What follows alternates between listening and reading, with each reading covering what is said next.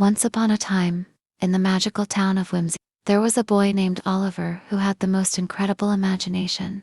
He could turn a cardboard box into a spaceship, a stick into a mighty sword, and a puddle into a vast ocean filled with sea monsters.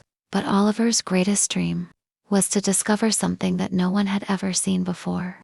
One bright morning, as he was digging in his backyard, his shovel hit something hard. He wiped the sweat from his forehead and knelt down. What could this be? He muttered to himself.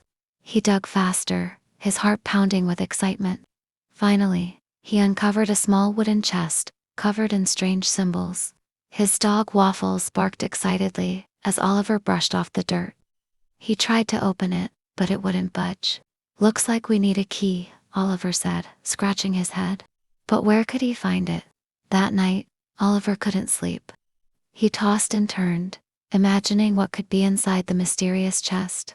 Was it treasure? A secret message? A magical object? As he finally drifted off, he dreamed of a glowing key floating in the sky. When he woke up, the image of the key was still fresh in his mind.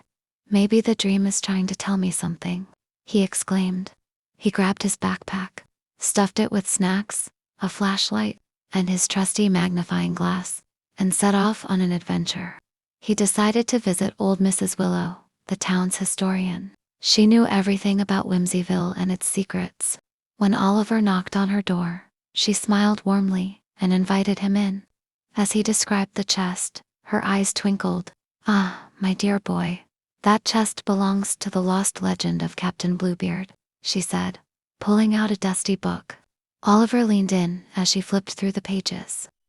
Captain Bluebeard was a famous explorer who hid his greatest treasure in Whimsyville before he disappeared. But the key was lost, or so they say. Oliver's heart raced. He had to find that key. Mrs. Willow handed him an old map with a big red X marked in the center of the forest. "Follow this, but be careful," she warned. Oliver thanked her and ran off, Waffles bounding beside him. They reached the forest and followed the map carefully. The deeper they went, the stranger things became. The trees whispered secrets in the wind. Fireflies blinked in unusual patterns. And the air smelled of something sweet, like cinnamon and honey. Suddenly, Oliver spotted something shining under a large oak tree. He ran over and gasped. It was a golden key with a sapphire embedded in the handle. He picked it up, and a low rumbling sound filled the air. The ground beneath him shook slightly. "Uh-oh. I think we woke something up," Oliver gulped. He hurried back home with Waffles, gripping the key tightly. As he placed it into the chest's lock, a bright light flashed, and the chest creaked open. But instead of treasure, a swirling portal appeared inside. Oliver and Waffles exchanged glances. "Should we go in?" Oliver whispered. Before he could decide, the portal pulled them in with a whoosh.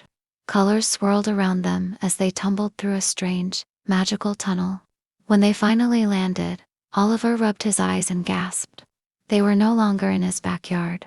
They were standing in a world unlike anything he had ever seen. Giant mushrooms taller than houses, rivers that sparkled like liquid gold, and creatures with wings, tails, and glowing eyes.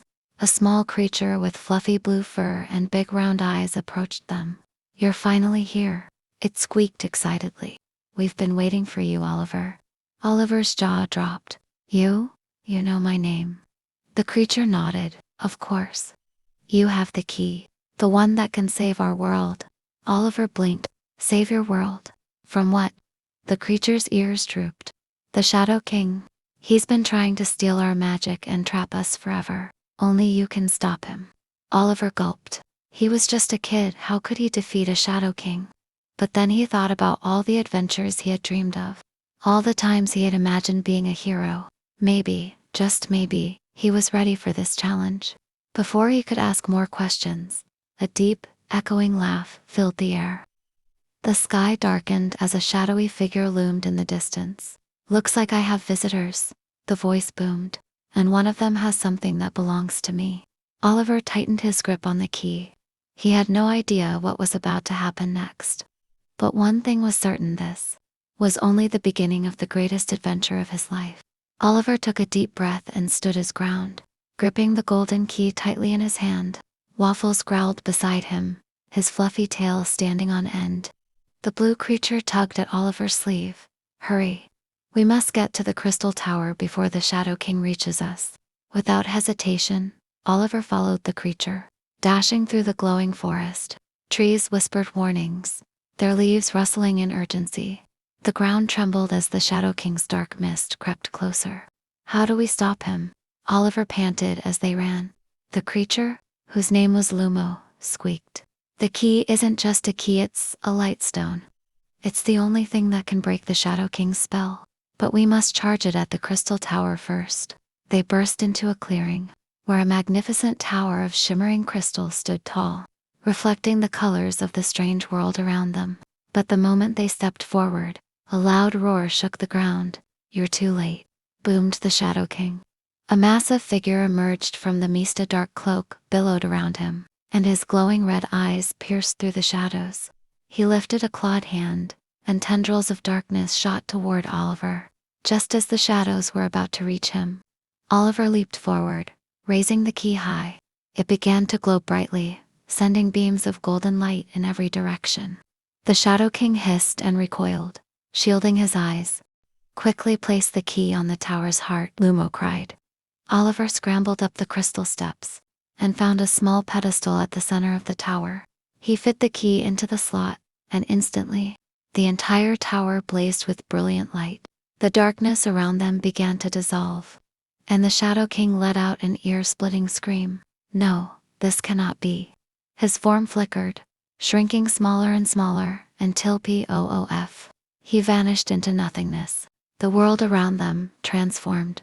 The sky brightened to a soft golden hue. The river shimmered with pure magic, and the trees swayed in joy. The creatures of the land emerged from hiding, cheering and celebrating. Lumo beamed at Oliver. You did it. You saved our world. Oliver grinned, feeling a rush of pride. I guess I did, he said, scratching Waffles behind the ears. Just then, the key floated into the air and began to glow even brighter. A portal opened beside the tower. The same swirling vortex that had brought Oliver here. Lumo's ears drooped. It's time for you to go home. Oliver hesitated. This place was incredible, and he had just become a hero. But he knew his family would be worried. Will I ever come back? He asked. Lumo smiled. Magic has a funny way of working, Oliver. Keep your heart open, and you never know what adventure might come next. With one last wave, Oliver and Waffles stepped into the portal. The colors swirled around them again, and in a flash, they landed back in his backyard. The chest lay open before him, but the key was gone.